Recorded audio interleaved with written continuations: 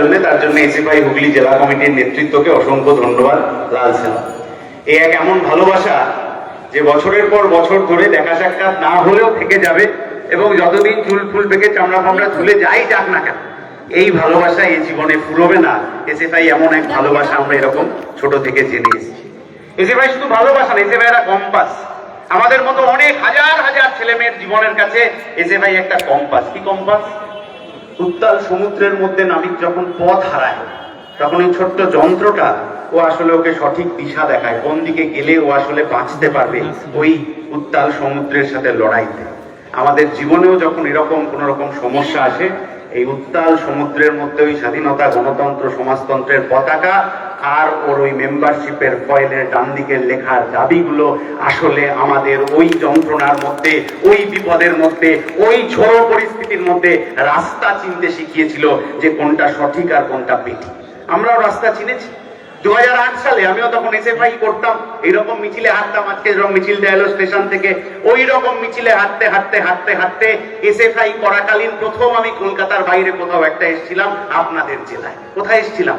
2008-এ আমরা এসেছিলাম আপনাদের জেলার সিঙ্গুরে। কেন? এখন যেরকম লোকে আসে হুগলিতে, আগে হুগলিতে লোকে অন্য কারণে আসতো, এখন অন্য কারণে আসে। ওই যে কি সব কুন্তলের বাড়ি আছে হুগলিতে, এখন গোটা রাজ্য থেকে লোকে ওর কাছে এসেছিল এই সময়, টাকা দেবে, চাকরি নেবে। কিন্তু তখন আমাদের সেই পরিস্থিতি ছিল না। তখন আমরা এসেছিলাম অধিকার করব, লড়ে নেব, চাকরি নেব। ফলে আমরা এসেছিলাম সিঙ্গুরের কারখানার সামনে সমাবেশ করে, যে ওটা শুধু বুদ্ধবাবুর প্রকল্প কি নিরুপম বাবুর প্রকল্প নয়, গোটা পশ্চিমবাংলার হাজার হাজার ছেলে মেয়ে তারা ওইখানে চাকরি পাবে। তারা, আমরা যখন এসএফআই করতাম তখন আমাদের স্লোগান ছিল, আমাদের দুটি হাত এই মাটিতেই কাজ চায়। আমরা কেউ পরিযায়ী শ্রমিক হতে চাইনি, আমরা কেউ চাইনি যে আমাদের যা যোগ্যতা আছে সেটা অন্য রাজ্যে গিয়ে আমরা কাজ করতে। ফলে এই পশ্চিম বাংলার যৌবন সেই 2008-9-10 সালে এই হুগলির মাটিতে এসে আমরা দাবি তুলেছিলাম যে শিল্প করতে হবে, কারখানা করতে হবে, কারণ এই পশ্চিম বাংলার ছেলে মেয়েদের যদি বাঁচাতে হয় তাহলে পশ্চিম বাংলার বুকে কাজ দিতে হবে। হলো না? আমাদের স্বপ্নের ওপর, আমাদের ভালোবাসার ওপর, আমাদের যন্ত্রণার ওপর দিয়ে বুলডোজার চালিয়ে দিয়ে গেলেন তারা, যারা আজকে বড় বড় মাতব্বর হয়েছেন, চেয়ারে বসেছেন, গদিতে বসেছেন, কিন্তু আমাদের যন্ত্রণাকে বাঁচাতে পারেন।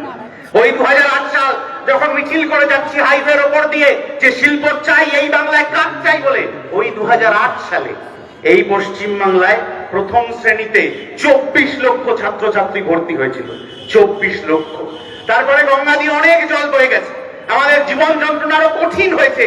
ওই 2008 সালে ক্লাস 1-এ ভর্তি হওয়া যে 24 লাখ ছেলে মেয়ে, যাদের 2018 সালে মাধ্যমিক দেওয়ার কথা ছিল, যখন আমরা চার্ট দেখছি, যখন সরকারি তথ্য দেখছি, 2008 সালে ভর্তি হওয়া 24 লাখ ছেলে মেয়ে 2018 সালে যখন মাধ্যমিক দিতে আসছে, তাদের সংখ্যাটা কমে দাঁড়াচ্ছে 11 লক্ষ। আমার কথা নয়, সরকারি তথ্য। তাহলে 10 বছর ধরে এই যে তৃণমূলের সরকারটা চললো, তার মধ্যে 13 লক্ষ ছেলে মেয়ে শুধু 1 বছরের হিসেবে স্কুল থেকে ড্রপ আউট হয়ে গেল। তারা কোথায় গেল এই হিসেবটা আমাদের জানতে হবে। তো ক্লাস 9-এ যত ছেলে মেয়ে মাধ্যমিকের জন্য রেজিস্ট্রেশন জমা করছে, তার থেকে 2 লক্ষ ছেলে মেয়ে কম মাধ্যমিক পরীক্ষা দিতে যাচ্ছে। কেন? কোথায় যাচ্ছে তারা? এই প্রশ্নের জবাব নিয়ে কোনোদিন টিভি মিডিয়ার সরগরম হচ্ছে না, বলতে গেলে থামিয়ে দেওয়া হচ্ছে। কেন? কারণ ওখানে আগে থেকে ঠিক করা আছে কোন আলোচনা হবে। তাহলে ওরা যদি আলোচনা করতে না দেবে, আমাদের আছে রাস্তা, যে রাস্তার অধিকার আমাদের কেউ তুলে দিতে পারেনি। ওই রাস্তায় দাঁড়িয়ে আমরা স্কুলের ড্রপ আউটের বিরুদ্ধে, ওই রাস্তায় দাঁড়িয়ে আমরা কেন ছেলেমেয়েরা পড়াশোনা করতে পারবে না তার বিরুদ্ধে লড়াই করব। যে লড়াই এসএফআই আমাদের পথ দেখিয়েছে। প্রতি বছর স্কুলে ড্রপ আউট কেন হচ্ছে? প্রতি বছর সরকারি স্কুল একের পর এক বন্ধ কেন হচ্ছে? সরকারি স্কুলে প্রাইমারিতে মিড ডে মিলে 6 টাকা বরাদ্দ, ওই 6 টাকায় ডিম সেদ্ধ খাওয়ানো যায় না?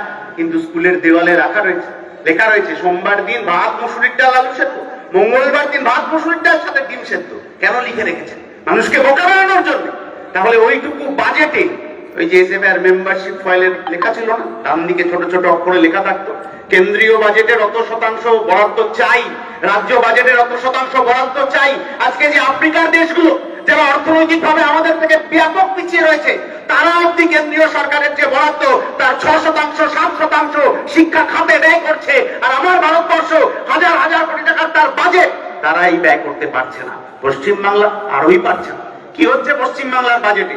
শেষ বাজেট অধিবেশন, রাজ্যের মুখ্যমন্ত্রী আর বিরোধী দলনেতা বিতর্ক করছেন কি নিয়ে? কে বেশি ধার্মিক। মুখ্যমন্ত্রীর বক্তৃতা আছে, আমার অমুক ধর্ম, এই ধর্ম, ওই ধর্ম, উনি কত ধর্মপ্রাণ, তা নিয়ে বক্তৃতা। বাজেট অধিবেশন, যে বাজেট অধিবেশনে ঠিক হবে সরকারি স্কুলগুলো খুলবে কি খুলবে না, যে বাজেট অধিবেশনে ঠিক হবে যে বিশ্ববিদ্যালয়ে কেন ফান্ড অ্যালোকেট হচ্ছে না। রাজ্যের এমন এমন বিশ্ববিদ্যালয় আছে যে বিশ্ববিদ্যালয়ে প্রাক্তনীরা বিদেশ থেকে টাকা না পাঠালে সেই বিশ্ববিদ্যালয়গুলোতে গবেষণার কাজ করা যাচ্ছে না, ছেলেমেয়েরা স্কলারশিপ পাচ্ছে না। এই পরিবেশ পরিস্থিতি কেন পশ্চিম বাংলার বুকে তৈরি হবে, সেই প্রশ্নটা বুঝছি দিয়ে যারা করেছে তাদের নামে এসে পাই। সেই জন্যই তো এইসব বড় বড় মাতব্বররা বলেছিলেন না যে কোনো আর এসএফআই এর ঝান্ডা টান্ডা লাগাতে দেব না। আজকে চোর চিটিংবাজরা যত দূর অব্দি মাইকের আওয়াজ যাচ্ছে দেখে যাক যে কারুর এক বিন্দু সাহস হয়নি আমাদের এখানে দাঁড়িয়ে দুটো কথা বলবে। এই ঝান্ডা যতদিন আছে ততদিন ওই শেষ প্রান্তে দাঁড়িয়ে থাকা লোকটা তার অধিকারের জন্য এই এসএফআই, এই ছাত্র যুবরা লড়াই করে যাবে। এবং সেই লড়াইয়ের জন্য আমরা আবার ফিরে এসেছিলাম। 2008-এর ওই সিঙ্গুরের লড়াই আমাদের শেষ হয়নি। 2019-এ আমরা এসেছিলাম, বাড়ি বাড়ি গেছি, সই সংগ্রহ করেছিলাম ছাত্র যুবদের পক্ষ থেকে। আচ্ছা, কারখানা তো হলো না, ঠিক আছে, কেমন আছেন বলুন তো আপনারা? ওই যে 4-5টা পঞ্চায়েত যার নাম প্রতিদিন খবরের কাগজে বেরোতো, আজকে এখানে গন্ডগোল, কালকে ওখানে গন্ডগোল। একটি পঞ্চায়েতের তৃণমূলের মেম্বারের বাড়ির ভদ্রমহিলা, মীনাক্ষীর মনে থাকার কথা, উনি কার্য প্রায় সই দিয়ে দিচ্ছিলেন যে না আমরা ভালো নেই। তৎক্ষণাৎ বাড়িতে দৌড়ে ঢুকে পড়লেন পঞ্চায়েত, এই কি করছো কি করছো, সই করো না। ভদ্রমহিলা একটু পিছিয়ে গেলেন, যা হোক মা তো। তখন আমরা বললাম যে আপনার ছেলে কোথায়, আপনি সই দেবেন তো ছেলে মেয়ের জন্য, ছেলে মেয়ে কোথায়? গলা কাট করালেন, খানিকক্ষণ গিলে নিতে হলো যন্ত্রণা। তারপরে ফিসফিস করে বলতে বাধ্য হলেন যে ছেলে হায়দ্রাবাদে আছে। তাহলে আজকে পশ্চিম বাংলায় ওই বুল্ডোজার চালিয়ে শিল্প সম্ভাবনাকে গলা টিপে খুন করে শুধু সাধারণ মানুষের না, পশ্চিম বাংলার যে কোনো মানুষ, সে চোরের দলের হোক কি তার বিরুদ্ধে লড়াই করে বুক চিতিয়ে লড়াই করার লোক হোক, তাদেরকেও পরিযায়ী শ্রমিক হিসেবে বাইরে চলে যেতে হচ্ছে। আর ওই পরিযায়ী শ্রমিকরা বাইরে যখন বাংলা ভাষায় কথা বলার জন্য আক্রান্ত হচ্ছে, নিগৃহীত হচ্ছে, তখন আমার রাজ্যের সরকার তাহলে একটা কথা শুনতে পাওয়া যাচ্ছে না। এত বড় বড় কথা বলছেন তৃণমূলের নেতা নেত্রীরা। বলুন তো কোন রাজ্য সরকারকে একটা চিঠি লিখেছেন যে আমার রাজ্যের বাংলাভাষী মানুষ সে অন্য জায়গায় কেরালায় হোক, তামিলনাড়ুতে হোক, রাজস্থানে হোক, ওড়িশায় হোক কথা বলতে কাজ করতে যাচ্ছে, সেখানে বাংলায় কথা বলে বলে তার উপর নির্যাতন হচ্ছে? একটা চিঠি আমার রাজ্যের তৃণমূলের নেত্রী ওই বিজেপির সরকারগুলোকে পাঠিয়েছেন? না, পাঠাননি, পাঠাতে পারবেন না। কেন পারবেন না?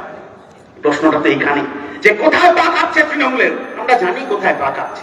আরএসএস এর সাহায্য ছাড়া তৃণমূল এই পশ্চিম বাংলায় নিজের পায়ে দাঁড়াতে পারবে না। এটার মধ্যে আলাদা কিছু কথা নেই, আমরা বলছি না, হয়তো শ্রমিকবাবু বলেছেন কি সব লেবার রুম ফেবার রুমের কথা, কে ছিল না ছিল, কে কি করেছে, কে ডাক্তার কে নার্স, আমরা এগুলোর মধ্যে যেতে চাই না। আমাদের জানা কথা, আমাদের শুধু কথাই চাই যে আজকে গোটা গোলপোস্ট চেঞ্জ করে দেওয়ার চেষ্টা হচ্ছে। বামপন্থীরা মিছিল করছে, বলছেন না আমরা তো কোথাও দেখতে পাচ্ছি না। টিভির লোকেরা বলছেন না না না দেখা যাচ্ছে না তো কোথাও। আচ্ছা, দীপু দাসের ঘটনায় বামপন্থীরা কেন মিছিল করলো না বলে বাজার মাঠ করে দেওয়া হলো। দীপু দাসকে পুড়িয়ে মারার ঘটনা যে ঘৃণ্য নৃশংস অপরাধ, বামপন্থীরা প্রথম দিন বলেছে। শুধু প্রথম দিন বলেছে তা নয়, বামপন্থীরা প্রতিটা এলাকায়, প্রতিটা ব্লকে কেন্দ্রীয়ভাবে মিছিল করেছে তার বিরুদ্ধে যে দীপু দাসের ঘটনা নৃশংস, এর প্রতিবাদ হওয়া উচিত। কিন্তু আপনি তৃণমূলের নেতা, আপনি বিজেপির নেতা, মানুষ ভাগের রাজনীতি করছেন প্রতিদিন, আপনাকে জবাব দিতে হবে যে কাকদ্বীপে দেবু দাস আর উষারানী দাসের পুড়িয়ে মারা ঘটনায় আপনারা কি প্রতিবাদ করেছিলেন? আফরাজুলের খুন হওয়ার ঘটনায় আপনারা কি প্রতিবাদ করেছিলেন? গ্রামগঞ্জকে পুড়িয়ে মারার ঘটনায় আপনারা কি প্রতিবাদ করেছিলেন? তো যাদের বাংলাদেশের সংখ্যালঘুদের নিয়ে যদি এতই আপনাদের যন্ত্রণা হয়, এত আপনাদের প্রতিবাদ হয়, তাহলে এই ভারতবর্ষের বুকে দাঁড়িয়ে যখন পুড়িয়ে মারার ঘটনা ঘটছে, এই ভারতবর্ষের বুকে আসামের কার্বি আংলনে যখন দুজনকে নির্যাতিত হতে হচ্ছে, নির্যাতন করা হচ্ছে, যখন ওড়িশায় পরিযায়ী শ্রমিককে নির্যাতনের মুখে পড়তে হচ্ছে, তখন রাজ্যের তৃণমূল বিজেপির নেতারা মুখে কুলু পেটে বসে আছেন কেন? এই প্রশ্নের জবাব আমরা বুক চিতিয়ে করব। আর তৃণমূল বিজেপির নেতারা উত্তর না দিয়ে চেয়ার ছেড়ে তাদের পালিয়ে যেতে হবে। এই পশ্চিম বাংলায় এখন আমরা বাস করছি।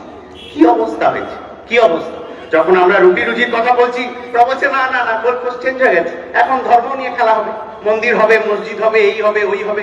আচ্ছা, মন্দির কি প্রথম হচ্ছে পশ্চিম বাংলায়? না তো, আগে প্রচুর হয়েছে, হাজার হাজার হয়েছে। মসজিদও কি প্রথম হচ্ছে পশ্চিম বাংলায়? একদম না, হাজার হাজার মসজিদ হয়েছে। আগে কোনোদিন এরকম হিসেব হয়নি তো।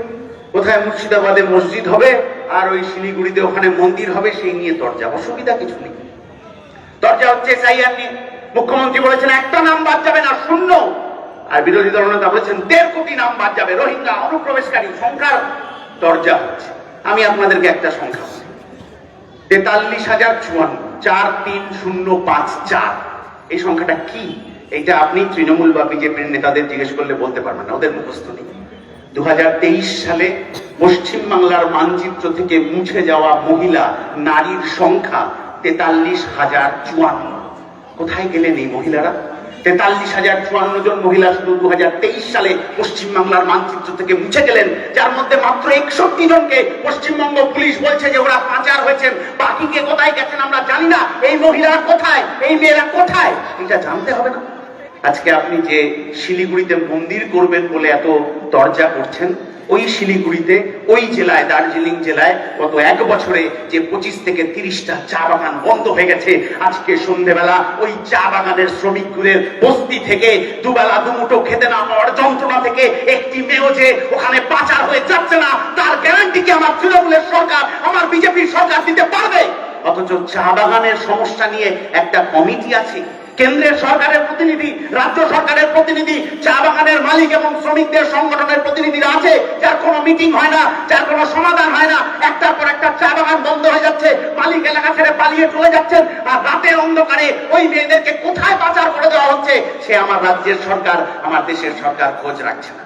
দেশের সরকার খোঁজ রাখছে, কারা বাংলাদেশে গেল, কারা চলে এলো, কোথায় সীমান্ত খোলা, হাজার হাজার চলে যাচ্ছে, ওসব ওরা জানে।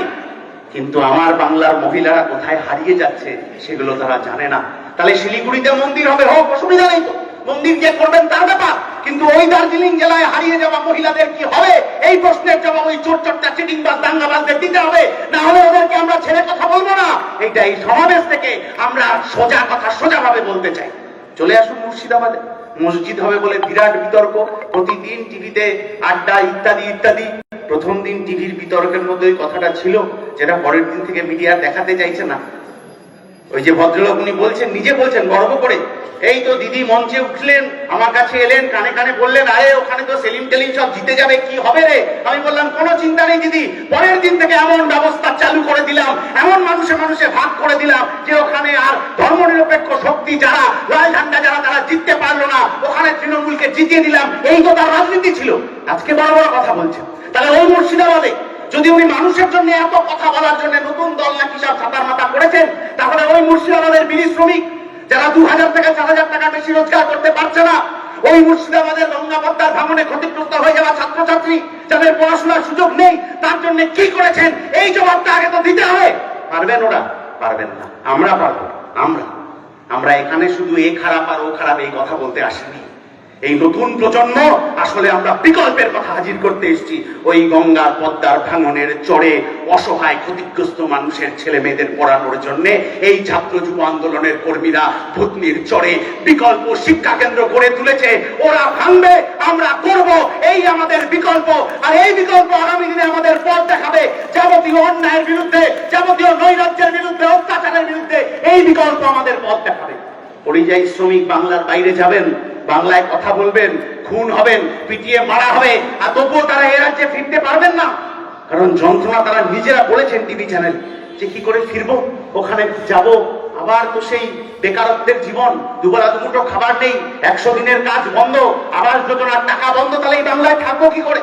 তাহলে তৃণমূলের দুর্নীতির বিরুদ্ধে যখন গোটা অংশের মানুষ রাস্তায় নেমে গিয়েছিলেন, চোর ধরো জেল ভরো স্লোগানে, গোটা পশ্চিমবাংলার আকাশ বাতাস, কলকাতা থেকে হুগলি হয়ে আসানসোল শিলিগুড়ি পর্যন্ত যখন গোটা পশ্চিমবাংলার মানুষ গর্জে উঠেছিল চোর ধরো জেল ভরো, তখন আমাদের যেরকম এসএফআই ডিওয়াইএফ এর মুখপত্র আছে, এসএফআই এর ছাত্র সংগ্রাম, এখনো পাতাটা উল্টে বন্ধ ঢুকলে সেই একই রকম ছোটবেলার মতো নেশা লাগে।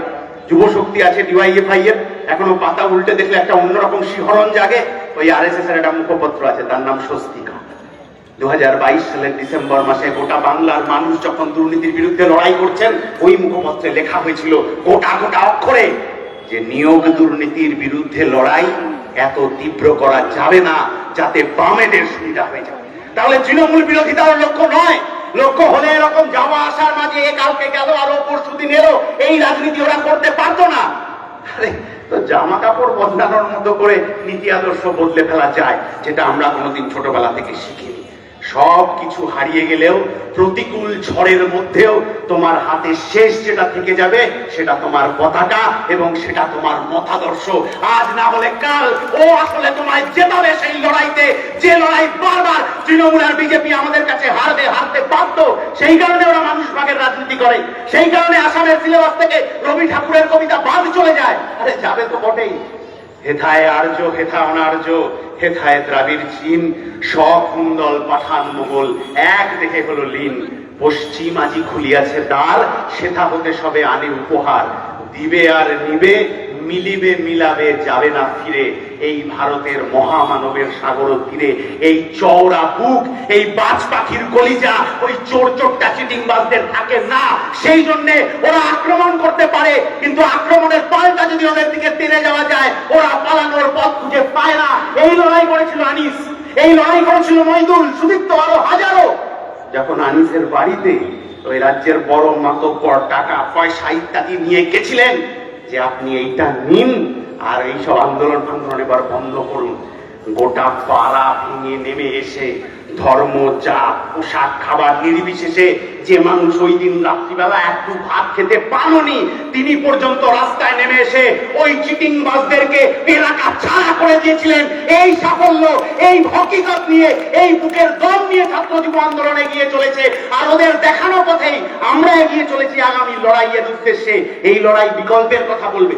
যেরকম দমকলে পরিযায়ী শ্রমিকদের জন্য সহায়তা কেন্দ্র খুলেছে, যেরকম আপনার জেলায় সহায়তা কেন্দ্র খুলেছে যারা মাইক্রো ফিন্যান্সের মধ্যে বিপদে পড়ছে, ব্যাংকগুলো মার্জ হয়ে যাচ্ছে। আগে 17টা ব্যাংক ছিল, 12টা হয়ে গেল, 12টা থেকে 8টা, 8টা থেকে 4টে, ব্যাংক কমে যাবে। তাহলে গ্রামের গরিব মানুষ তিনি টাকা রাখবেন কোথায়? আমার বাড়িতে কাজ করেন যে ভদ্রমহিলা, মাসে 4 দিন কামাই, তার মধ্যে 4 দিনের 4টে দিনই প্রায় ওনার শুক্রবার করেই কামাই হয়।